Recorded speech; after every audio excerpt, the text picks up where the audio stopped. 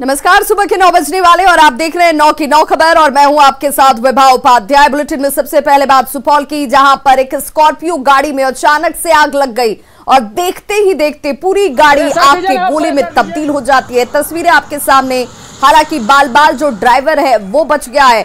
तस्वीरें आपके सामने, शॉर्ट सर्किट से आग लगने की आशंका जाहिर की जा रही है। एक्सक्लूसिव तस्वीरों के जरिए आप इस आग की भयावहता को समझ सकते हैं, किस तरह से ड्राइवर ने अपनी जान बचाई। बताया जा रहा है कि ड्राइवर संजीव कुमार गाड़ी लेकर मगरहा टोले के डकही घाट के पास से गुजर रहा था और इसी दौरान गाड़ी के बोनट से धुआं उठने लगा। गाड़ी रोककर संजीव ने प्लग के पास एक बोतल पानी डाला, जिसके बाद धुआं उठना बंद हो गया और थोड़ी ही देर बाद संजीव कुमार ने फिर गाड़ी को स्टार्ट की और गाड़ी को जैसे ही बढ़ाने लगे उसी वक्त क्लच के पास से आग की लपटें निकलने लगती हैं। किसी तरह से संजीव गाड़ी से बाहर निकला और शोर मचाने की कोशिश की। स्थानीय लोग मौके पर जरूर पहुंचे। फायर ब्रिगेड की टीम को फोन करने के बाद खुद से आग बुझाने की भी हर संभव कोशिश की गई, लेकिन जब तक फायर ब्रिगेड की टीम यहां पर पहुंचती, गाड़ी पूरी तरह से जलकर खाक हो चुकी थी।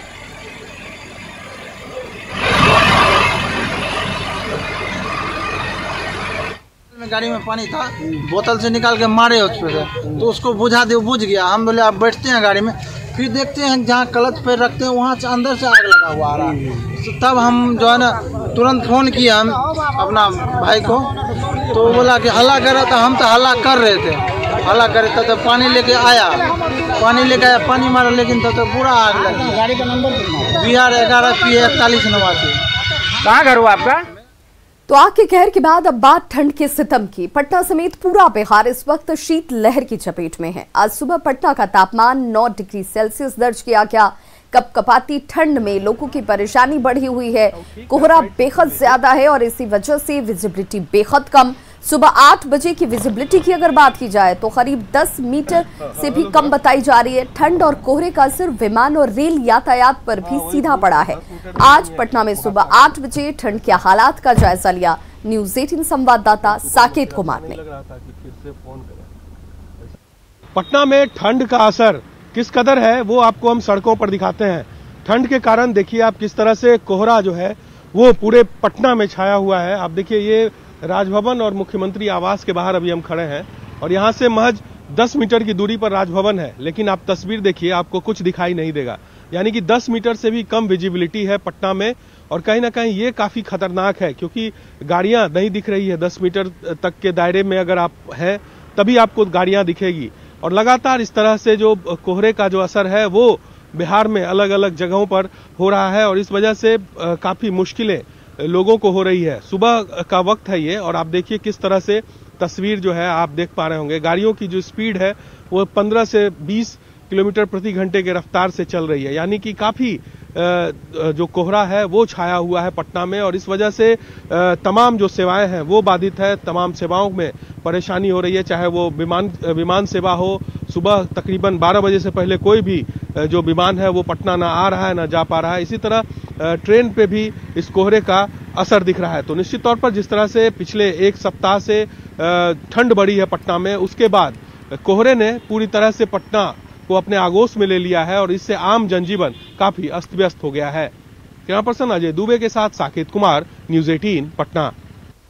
तो राजधानी पटना की तस्वीर आपने देखी, जहां कोहरे की वजह से 10 मीटर से भी कम विजिबिलिटी इस वक्त है और सिवान में भी ठंड और कोहरे की वजह से जनजीवन पूरी तरह से अस्त व्यस्त नजर आ रहा है। सिवान के मौसम पर संवाददाता मृत्युंजय कुमार सिंह की ये रिपोर्ट देखिए। इधर लगातार कड़ाके की ठंड से सिवान में जनजीवन अस्त व्यस्त हो गया है। जहां लोग परेशान हैं वहीं वाहन के रफ्तार पर भी ब्रेक लग गया है। इस वक्त हम मौजूद है ओवरब्रिज पर, जहाँ कड़ाके की ठंड से पूरी तरह से रास्ते वीरान पड़े हैं। कुछ लोग हैं, हम जानने की कोशिश करेंगे किस तरह की समस्या आ रही है इस ठंड में, किस तरह की समस्या आ रही है और क्या पसंद है। सबसे पहले तो मैं बता दूं, इतनी कड़ाके की ठंड पड़ रही है, जैसे हम लोग ऑफिस से जुड़े हुए हैं, बिजली विभाग से जुड़े हुए लोग हैं, ऑफिस जाने में भी परेशानी आ रही है और बाइक चला, हम लोग को फील्ड वर्क है तो बाइक चलाने में इतनी परेशानी आ रही है कि क्या बताया नहीं जाए। एक्सीडेंट की भी मतलब समस्या आ गई है। जैसे गाड़ियाँ हम लोग धीरे धीरे चलाते हैं, लाइट को जला कर। अब देखिए कब तक निजात मिलता है इससे। क्या परेशानी हो रही है ठंड में? परेशानी ठंड को लेकर के ज़्यादा हो रही है। बाइक चलाने में भी दिक्कत है और काम करने में भी धीमा हो गया है काम, जिस वजह से प्रॉब्लम आ रही है। तो इधर लगातार ठंड के वजह से जहाँ पूरा जनजीवन अस्त व्यस्त है, वहीं जो वाहन के रफ्तार है उन पर भी ब्रेक लग गई है। मृत्युंजय कुमार सिंह, न्यूज़ 18 सिवान। और अब बात जमुई की, जहां ठंड और कोहरे की वजह से सुबह 8 बजे सभी जगहों पर सन्नाटा पसरा हुआ है। लोगों की शिकायत है कि इस कड़ाके की ठंड में प्रशासन की तरफ से न तो अलाव का कोई इंतजाम किया गया और न ही गरीबों के बीच गर्म कपड़े ही बांटे गए। जमुई में ठंड के हालात का जायजा लिया न्यूज़ 18 संवाददाता केसी कुंदन ने। जमुई जिले में सर्दी का सितम जारी है और आज देख सकते हैं कि कोहरे का असर आज सबसे ज़्यादा दिखाई दे रहा है। हम अभी खड़े हैं जमुई गिद्धौर सड़क मार्ग पर और ये गिद्धौर का मिंटो टावर है और देख सकते हैं किस तरह कोहरे का असर है। कोहरा का ये असर है कि विजिबिलिटी काफ़ी कम है और यहाँ तक कि ठंड और कनकनी भी आज ज़्यादा है। और ऐसी स्थिति में आमतौर पर हर दिन यहाँ की दुकानें सुबह के समय खुल जाती थी, लेकिन देख सकते हैं कि 7:30 हो रहा है, 7:30 बज रहा है और हालात ऐसा है कि अभी तक कोई दुकानें भी यहाँ नहीं खुली है और साथ ही सड़क पर निकलने वालों की संख्या भी बहुत कम है। आप दूसरी तरफ हम दिखाना चाहेंगे कि जो सड़क जमुई की तरफ जाती है वहाँ भी देख सकते हैं कि किस तरह से कोहरे का असर है और जिस कोहरे के कारण विजिबिलिटी काफ़ी कम है। अब यहाँ पर देख सकते हैं कि कुछ लोग हैं जो अलाव जलाकर ठंड से बचने की कोशिश कर रहे हैं। कनकनी का असर सबसे ज़्यादा है आज और इस कारण लोगों की परेशानी बढ़ गई है, जनजीवन अस्त व्यस्त है। देख सकते हैं कि यहाँ पर अलाव के लिए लकड़ी का व्यवस्था नहीं किया गया है, किसी तरह से कुछ चीज़ें जलाकर ये लोग अपने आप को बचा रहे हैं, ठंड से राहत ले रहे हैं। लेकिन यहाँ पर बताया जा रहा है कि अलाव का व्यवस्था सरकार के द्वारा या जिला प्रशासन के द्वारा नहीं किया गया है। ठंड का बहुत ज़्यादा है, कनकनी ज़्यादा है। हम लोग का व्यवस्था वीडियो सीओ यहाँ लकड़ी नहीं करता है, कुछ वीडियो सीओ लकड़ी व्यवस्था हम लोग नहीं करता है। यहाँ पर हम लोग प्लास्टिक जला कर समय काटते हैं। कनकनी भी ज़्यादा, बहुत ज़्यादा कनकनी है और कोहरा भी बहुत ज़्यादा है। जी नहीं सर, अलाव का व्यवस्था होता ही नहीं। हमारे वीडियो से पता नहीं क्या करते हैं। जनता के लिए कुछ करना चाहिए, लकड़ी देना चाहिए जलाने के लिए, जो कि अलाव जला करके हम लोग तापें, कम से कम जान बचाएं हम लोग ठंडी में। कहने का मतलब यह है कि यहाँ पर अलाव की व्यवस्था नहीं होने से लोगों की परेशानी बढ़ रही है और साथ ही सबसे बड़ी बात है कि जो आज कोहरे का असर है वो ज़्यादा दिख रहा है, जिसके कारण लोगों का जनजीवन अस्त व्यस्त है, लोग परेशान दिख रहे हैं। केसी कुंदन, न्यूज़ 18 जमुई। और चलिए, इस वक्त ठंड की वजह से लोगों की कितनी परेशानी बढ़ी हुई है, किन हालातों में लोग इस वक्त हैं, हमारे सहयोगी साकेत हमारे साथ लाइव इस वक्त पटना से जुड़ गए। साकेत, लोगों के अगर रिएक्शंस को देखा जाए, इस वक्त के हालात को देखा जाए, तो ये लगता है कि शायद ठंड एक बार फिर से रिटर्न हो चुकी है, क्योंकि साल के शुरुआती अगर हफ्ते में हमने देखा था कि लोग अब राहत महसूस करने लगे थे। उन्होंने ये कहा कि लगता नहीं है कि इस बार जनवरी में ठंड का एहसास होगा, धीरे धीरे अब सामान्य स्थिति नजर आ रही थी, लेकिन एक बार फिर से ठंड रिटर्न हो चुकी है।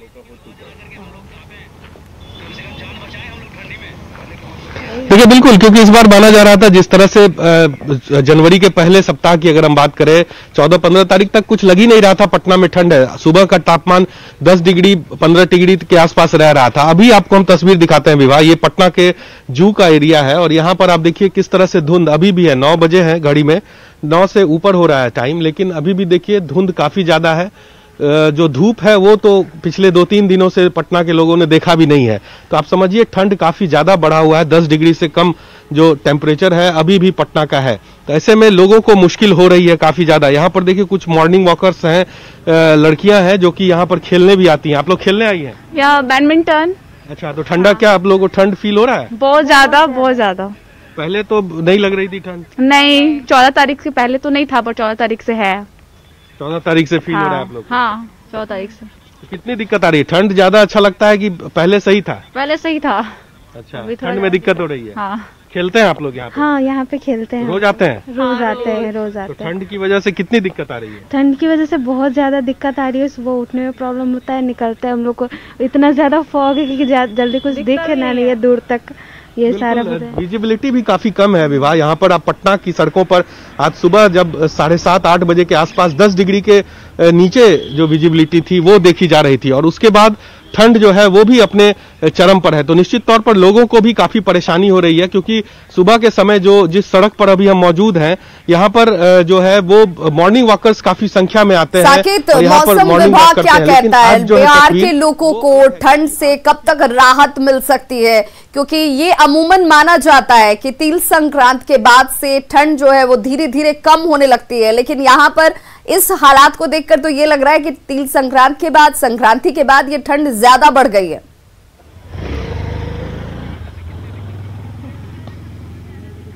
देखिए, बिल्कुल माना जाता था कि 14 जनवरी जब मकर संक्रांति होता है उसके बाद ठंड खत्म होने लगता है, लेकिन आप देखिए कि उसके बाद से यहाँ पटना में ठंड बढ़ने लगा है। और आज की स्थिति ऐसी है कि अगर आप सड़कों पे निकलते हैं तो काफी आपको दिक्कत महसूस होगी, क्योंकि 10 डिग्री से कम टेम्परेचर है अभी भी, जबकि सुबह के 9 से ऊपर हो रहा है समय, और इसके बाद भी जो ठंड है वो अपने पूरे सबाब पर है। तो निश्चित तौर पर लोगों को परेशानी है, और मौसम विभाग भी यही कह रहा है कि अभी कुछ दिनों तक ये स्थिति बनी रहेगी और उसके बाद लोगों को राहत मिलेगी। यानी कि आप समझिए कि इस पूरे जनवरी जो है वो ठंड इसी तरह रहेगा। जो कहा गया था कि 14 जनवरी के बाद अमूमन हर साल ठंड खत्म होने की ओर बढ़ता है, धीरे धीरे जो है गर्मी बढ़ने लगती है, लेकिन स्थिति उसके उलट इस बार दिख रही है, क्योंकि जनवरी के शुरुआती दिनों में आप देखिए तो काफी कम ठंड थी। लोग ऐसे ही टी शर्ट्स में सड़कों पर आपको सुबह सुबह मिल जाते थे, लेकिन आज की तस्वीर जो आपको हम दिखा भी रहे हैं कि किस तरह से धुंध जो है वो सड़कों पर कोहरा पूरा पसरा हुआ है, और लोगों को काफी परेशानी हो रही है। लोग जो यहाँ पर आ रहे हैं इंतजार करना बाकी है। जनवरी में अभी आपको ठंड थोड़ी परेशान करेगी। फिलहाल तमाम जानकारी के लिए बहुत बहुत शुक्रिया साकेत आपका। तो देखिए, इस वक्त बिहार में ठंड और शीतलहर की वजह से एक बार फिर से लोगों की परेशानी बढ़ी हुई है और जनजीवन अस्त व्यस्त नजर आ रहा है। रुक करेंगे दूसरी खबर का। तो बेगूसराय के किसान मौसम की मार के बाद अब नील गाय और नील बकरी से परेशान है। देखिए, किसानों की परेशानी, दोहरी परेशानी वो इस वक्त उठा रहे हैं। नील गाय और नील बकरी किसानों की फसलों को चट कर जा रही हैं, और किसान अपनी फसल नष्ट हो जाने की वजह से कर्ज तले दबते जा रहे हैं। किसानों ने शासन और प्रशासन से ये मांग की है कि उन्हें जानवरों से निजात दिलाई जाए। महाजन से कर्ज वगैरह लेकर के खेती करते हैं। पहले तो प्रकृति की मार झेल ही रहे थे, अब एक नई मुसीबत आ गई है नीलबकरी के रूप में। यह इतना खतरनाक नीलबकरी है कि कोई भी फसल लगाइए उसको खा जाती है, होने ही नहीं दे रही है। जो भी खेती करते हैं, ये जो नील बकरी है जिसका कि 2 ही थन होता है, 6 महीना में 1 बच्चा, 2 बच्चा, 3 बच्चा, 4 बच्चा देती है, और वो अपना जनरेशन बढ़ाते बढ़ाते ये पोजीशन आ गया है। एक एक झुंड में 30-30, 40-40 के संख्या में आती है और हम लोग का फसल बर्बाद कर देती है। सरकार से मांग है जो सरकार इस फसल का मुआवजा दे और इस बकरी को पकड़ करके जंगल में छोड़ दे, चाहे इसको जो तरीका अपनावे वो करे। हम छिए मजदूर किसान, कोई भी फसल लगबे छिए, मकई, गेहूँ, साग सब्जी कुछ भी लगाते हैं, एक भी फसल रहल नहीं दै छै, और स्थिति हमारे भूखमरी की ओर है। रूपेश सिंह हत्याकांड के 6 दिन बीत चुके हैं और आज 7वां दिन है, लेकिन अब तक इस पूरे मामले में किसी की गिरफ्तारी नहीं हो पाई है। पुलिस प्रशासन जी तोड़ कोशिश में लगा है ताकि इस हाई प्रोफाइल केस को क्रैक किया जा सके, लेकिन अब तक अहम सुराग पुलिस के हाथ नहीं लग पाए हैं, जिससे कि प्रशासन अपराधी के गिरेबान तक पहुंच नहीं पा रही। रविवार के दिन एसआईटी की टीम ने बेऊर जेल जाकर अपराधियों से पूछताछ की है। एसआईटी की टीम ने अपराधियों को संदिग्ध शूटर्स की तस्वीर दिखाई और उनसे पहचान की कोशिश कराई गई है। सूत्रों से जानकारी मिल रही है कि एसआईटी को बेऊर जेल में पूछताछ के बाद अहम सुराग हाथ लगे हैं। तो देखिए, आज 7वां दिन है रूपेश हत्याकांड का, लेकिन अभी तक पुलिस जो है वो किसी भी अपराधी को गिरफ्तार नहीं कर पाई है। 3-3 टीमें इस वक्त काम कर रही हैं और परिजन जो है वो ये कह रहे हैं कि अब हमें सीबीआई से ही उम्मीद है। सीबीआई अगर इस पूरे मामले की जांच करे तो शायद अपराधी गिरफ्त में होंगे, क्योंकि अभी तक बिहार पुलिस, एसआईटी की टीम, ये तमाम टीमों के हाथ कुछ भी हासिल नहीं हुआ। हालांकि कल की अगर अपडेशन की बात की जाए तो दिल्ली और गोवा तक पुलिस की टीम जो है वो जांच कर चुकी है। अब तक क्या कुछ हुआ इस पूरे मामले में? 200 लोगों से पुलिस ने पूछताछ की है, जानकारी निकालने की कोशिश की गई। फोन कॉल डिटेल्स लगातार खंगाले जा रहे हैं ताकि कोई सुराग मिल सके। सुराग के लिए अपराधियों से भी पूछताछ करने के लिए बेऊर जेल जा पहुंची पुलिस और पूछताछ की गई है। शूटरों से पूछताछ की गई। जो संदिग्ध रिकॉर्ड में आए हैं उन रिकॉर्ड्स को खंगालने की कोशिश भी की जा रही है और ऐसे में कोशिश ये भी कि जल्द से जल्द अपराधी गिरफ्त में हो। बेतिया में अंतर्राष्ट्रीय स्तर पर सामान के हेरफेर के खेल का पर्दाफाश किया गया।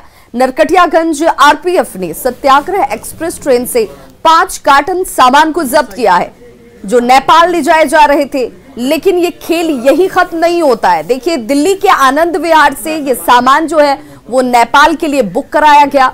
जब्त सामान में लाखों रुपए के परफ्यूम शामिल हैं, इलेक्ट्रॉनिक्स गैजेट्स हैं। कार्रवाई में यह खुलासा किया गया कि पहले इन सामानों को भारत से नेपाल भेजा जाता है, उसके बाद इन्हीं सामानों को एक बार फिर से नेपाल से भारत लाया जाता है और ज्यादा कीमत पर इसे भारत के बाजारों में बेचा जा रहा है। नेपाल से भारत ये सामान जैसे ही पहुंचते हैं, इसके पीछे की वजह यह है कि टैक्स की चोरी की जा सके।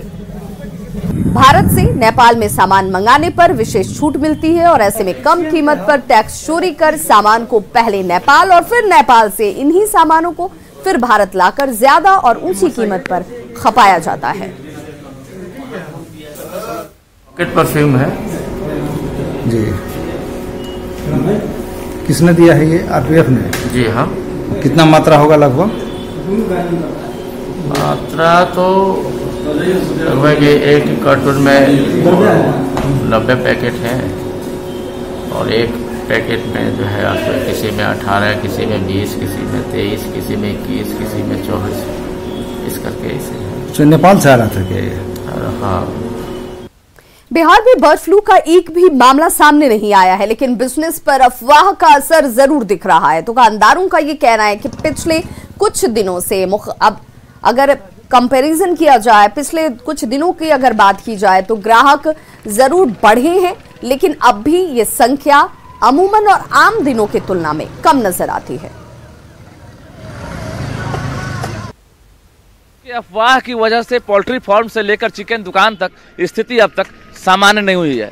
हालांकि पहले की अपेक्षा कुछ ग्राहकों में इजाफा जरूर हुआ है, लेकिन जो बिक्री है उसमें अब तक रफ्तार नहीं आई है। और देख सकते हैं इस वक्त दरोगा राय पथ पर शाम के वक्त हम पहुंचे हैं, जो चिकन की दुकान है। पहले यहाँ पर बड़ी संख्या में ग्राहक जो है खरीदारी करने के लिए पहुंचते थे और अंडे से लेकर चिकन दुकान तक अब भी जो है इक्के दुक्के ग्राहक ही नजर आ रहे हैं। हम दुकानदारों से भी जानेंगे कि आखिर पहले से सेल जो है उसमें बढ़ोतरी हुई है कि नहीं, क्या पहले से कुछ बढ़ा है कि नहीं? पहले बीच में थोड़ा घट गया था, अभी ठीक चल रहा है पहले से, मगर ग्राहक थोड़ा कम है।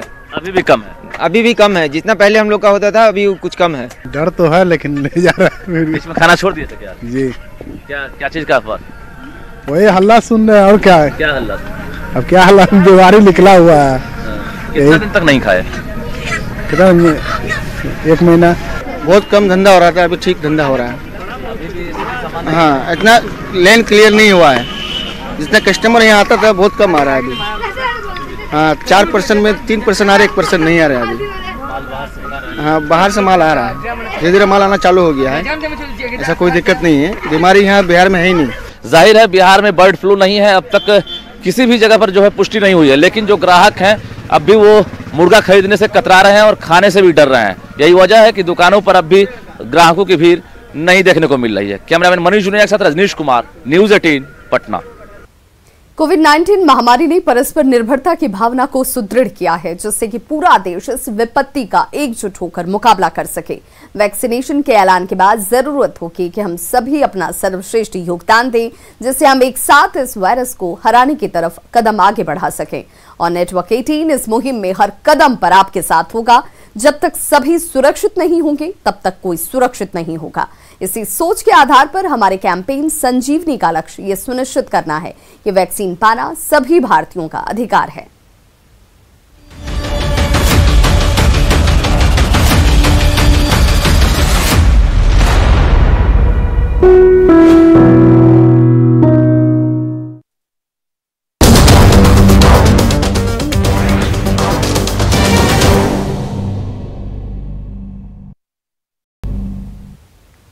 ब्रेक के बाद एक बार फिर से आप सभी का बहुत स्वागत है। और बिहार की सियासत के लिहाज से आज का दिन बेहद खास है, क्योंकि आज दो बड़े नेता अपना नामांकन करने वाले हैं, वो भी एमएलसी पद के लिए। बीजेपी की ओर से शाहनवाज हुसैन अपना नामांकन करते हुए आपको नजर आएंगे। वहीं एनडीए के उम्मीदवार के तौर पर मुकेश सहनी भी आज नामांकन करने वाले हैं। दो तस्वीरें आपके सामने, शाहनवाज हुसैन भी और मुकेश सहनी भी नजर आ रहे होंगे। और इन दोनों के लिए आज का दिन खास है, क्योंकि दोनों की तरफ से आज एमएलसी चुनाव के मद्देनजर नामांकन किया जाना है और एनडीए के कई बड़े नेताओं की इस दौरान मौजूदगी रहने वाली है।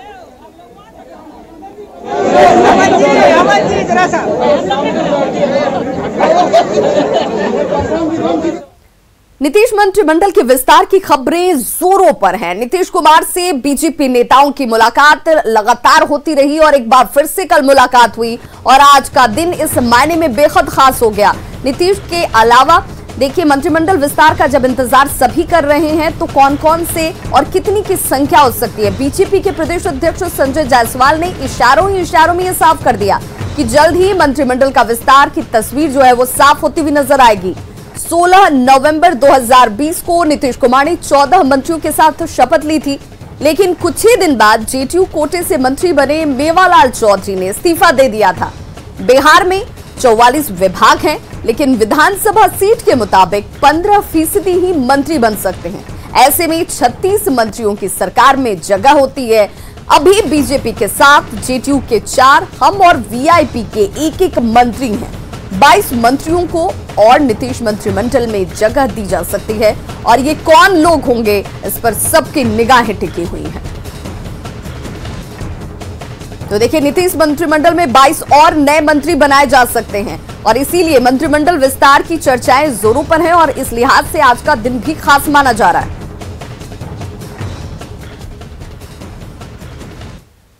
इधर झारखंड की बात करें तो बीजेपी के विधायक ने बेतुका बयान देकर सियासत को गरमा दिया है। देवघर के सारठ से बीजेपी विधायक आते हैं रणधीर सिंह, और इन्होंने एक बयान दिया है जो इस वक्त सोशल मीडिया पर वायरल हो रहा है। ये वीडियो इस वक्त वायरल हो रहा है।